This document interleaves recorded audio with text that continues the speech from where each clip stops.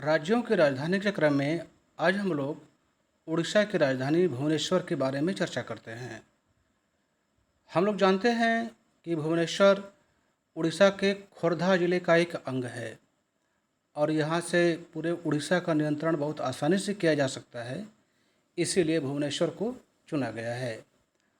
और जब आप भुवनेश्वर जाएंगे तो वहाँ पर देखेंगे कि दक्षिण दिशा में दया नदी है और पूर्व में कुआखाई है। इन दो नदियों का नाम अर्थात दया और कुआखाई हर छात्र को याद रखना चाहिए। भुवनेश्वर को पूर्वी भारत का सांस्कृतिक केंद्र कहते हैं। यहाँ पर रह कर के सभ्यता और संस्कृति को हम लोग भली भांति देख सकते हैं। और भुवनेश्वर का एक और नाम है पूरब की काशी। जिस प्रकार काशी में रह कर के हम लोग भारत की सभ्यता और संस्कृति से अवगत होते हैं, उसी प्रकार यदि आप भुवनेश्वर चले जाते हैं तो वहाँ पर भी देवी देवताओं, नदियों, सभ्यता, संस्कृति से आप भली भांति अवगत हो सकते हैं। तो यदि भारत को जानना हो तो काशी तो जाना ही चाहिए, इसके अतिरिक्त आपको भुवनेश्वर जाना चाहिए ताकि भारत से आप भली भांति अवगत हो सके।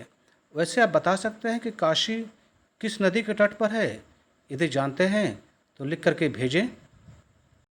और जब आप भुवनेश्वर घूमेंगे, वहाँ के बारे में जानकारी हासिल करेंगे तो लोग आपको बतलाएंगे कि कलिंग का युद्ध यहीं पर लड़ा गया था। कलिंग वहीं सम्राट अशोक वाला कलिंग। ऐसा कहा जाता है कि इस युद्ध में लाखों लोग मारे गए थे, जिसका परिणाम यह हुआ कि अशोक ने बौद्ध धर्म को स्वीकार कर लिया और शांति के मार्ग पर चलने लगा। उसे राज्य मोह या राजा के मोह में कोई संबंध नहीं रहा। वह अपने आप को विरक्त पाने लगा और शांति की खोज में सदैव रहने लगा। क्या आप जानते हैं कि भुवनेश्वर का क्या मतलब होता है? भुवनेश्वर दो शब्दों से बना है, भुवन प्लस ईश्वर। भुवन प्लस ईश्वर अर्थात पूरे भुवन का ईश्वर, अर्थात पूरे संसार का ईश्वर, अर्थात शिव जी।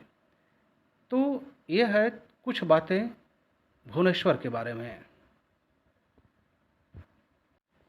अब जरा बात कर लेते हैं भुवनेश्वर में कुछ मंदिरों के बारे में। भुवनेश्वर में तो वैसे हजारों मंदिर थे, लेकिन अब कुछ 100 मंदिर ही केवल बचे हुए हैं। और पूरे भारत में विख्यात मंदिरों की बात की जाए तो भुवनेश्वर शहर में लिंगराज मंदिर है, 64 योगिनी मंदिर है, राज रानी मंदिर है।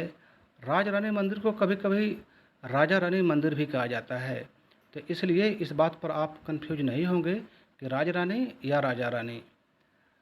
नाम से तो लग रहा है कि राजा और रानी ने बनवाया होगा, लेकिन ऐसा कुछ नहीं है।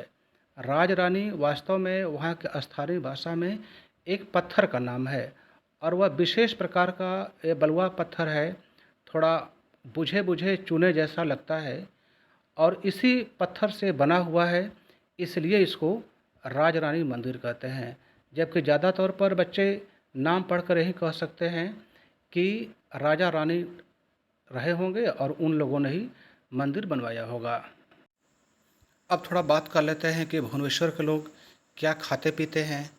तो वहाँ पर जो सबसे अधिक प्रचलित डिश है, जिसको सबसे अधिक लोग खाते हैं, उसका नाम पखाल भात है। इसको मुख्य रूप से आलू और चावल के साथ बनाया जाता है। जब भी आप जाएं यहाँ पर तो पखाल भात जरूर खाएं। अगली डिश है छतू तरकारी और अगली है महाराली चड़चड़ी और अंत में चिंगुड़ी। चिंगुड़ी के बारे में यह कहना चाहूँगा कि चिल्का झील से पकड़ी हुई झींगा मछलियों से बनाया जाने वाला एक प्रकार का डिश है। इसको बहुत ही प्रेम से खाया जाता है। आप भी खाएं और भुवनेश्वर जरूर जरूर